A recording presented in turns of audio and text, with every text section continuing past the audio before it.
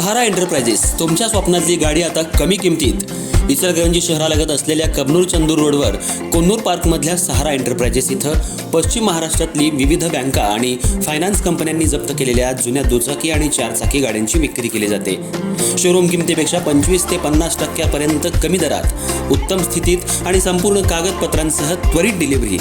दुचाकी 20,000 पासून पुढं तर चारचाकी 50,000 पासून पुढं. आपल्या पसंतीची कार किंवा बाईक आता अगदी परवडणाऱ्या दरात घेऊन जा.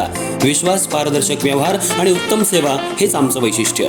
पत्ता Konnur park, Kabnoor Chandur road, Ichalkaranji. Proprietor Rajubhai Ajgar. संपर्क 80 55 81 09 10 आणि 98 60 78 57 86. सहारा एंटरप्राइजेस, दर्जा, विश्वास आणि बचत यांचं परिपूर्ण ठिकाण.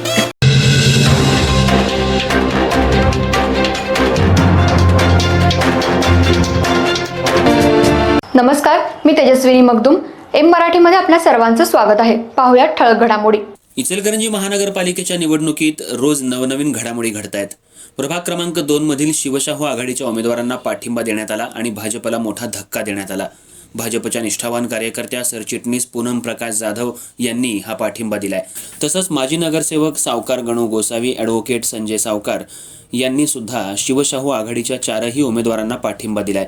तसंच उमेदवारांना निवडून आणण्याची जबाबदारी आमची आहे. भाजपातून त्यांना उमेदवारी न मिळाल्यामुळे त्यांनी हा निर्णय घेतलाय. भाजपच्या निष्ठावंत कार्यकर्ता म्हणून त्यांची शहापूर परिसरामध्ये ओळख आहे. ज्या वेळेला शहापूर परिसरात कमळ फुललं नव्हतं त्यावेळी त्यांनी कमळ फुलवलंय. पण निष्ठावंत कार्यकर्त्याला डावलल्यामुळं त्यांनी हा निर्णय घेतलाय. शिवशाहू आघाडीला पाठिंबा दिल्यामुळं भाजपला मोठं खिंडार पडलंय. हा पाठिंबा देताना राष्ट्रवादी शरद पवार गटाचे मदन कारंडे, परवेज गैवान यांच्यासह शिवशाहू आघाडीचे उमेदवार, नेते आणि कार्यकर्ते मोठ्या संख्येनं उपस्थित होते. मी भारतीय जनता पार्टीचं काम करते. वडिलांच्या नेतृत्वामध्ये मी काम केलं.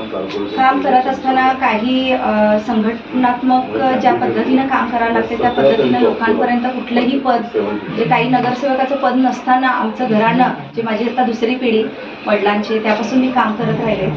तर भारतीय जनता पार्टीचं काम करत असताना कुठलीही मी अपेक्षा त्या ठिकाणी ठेवली नव्हती.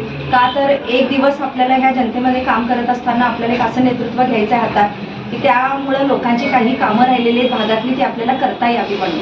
तर त्यासाठी मी 20 वर्ष झाली या संधीची वाट बघत होते.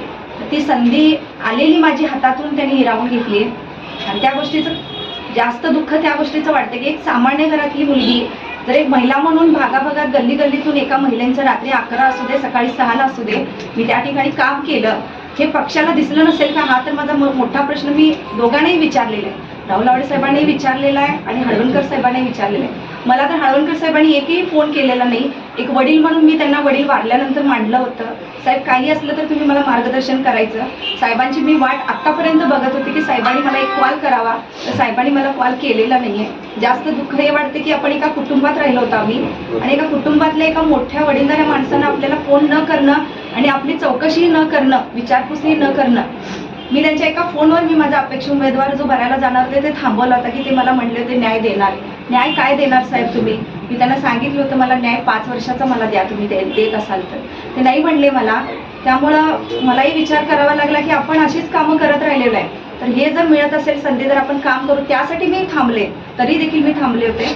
खरं त्यांनी मला ते न्याय देऊ शकले नाही. भविष्यात पण मला आता त्यांच्याकडून कुठलीही अपेक्षा नाही आहे. त्यामुळं ह्या ठिकाणी असे चांगले काम करणारे लोक असताना त्यांना पाठिंबा न देणं आणि मी घरात बसणं मला योग्य वाटलं नाही. मला इथं पत्रकारांनाही माहिती आहे असं काय आहे की मी माझं मोठं कौतुक नाही सांगणार की हार में क्या जीत में भयभीत नहीं किंचित में, कर्तव्य पथ पर जो भी मिला ये भी सही वो भी सही, हार नहीं मानूंगी, ठार नहीं मानूंगी, हार नहीं मानूंगी, एवढंच या ठिकाणी प्रसार माध्यम